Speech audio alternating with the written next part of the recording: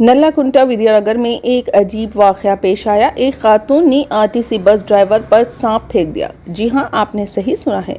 Nallakunta police station हदूद के तहत विद्यानगर में एक खातून ने शराब के नशे में धुत आरटीसी बस ड्राइवर को रोकने की कोशिश की। ड्राइवर ने रोकने से इनकार कर दिया तो खातून गुस्से में बस पर बियर की बोतल से हमला कर दिया, जिससे बस का पिछला शीशा टूट गया। ड्राइवर ने बस रोककर खातून को पकड़ने की कोशिश की। जवाब में बरहम व मुश्तिल खातून ने ड्राइवर पर सांप फेंक दिया, जिससे वो खौफजदा होकर वहां से भाग गया।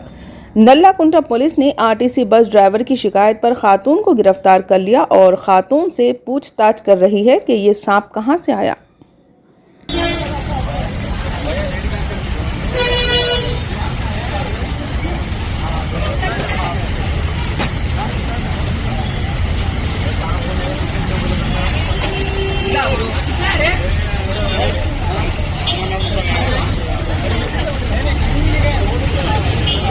अंदर रहता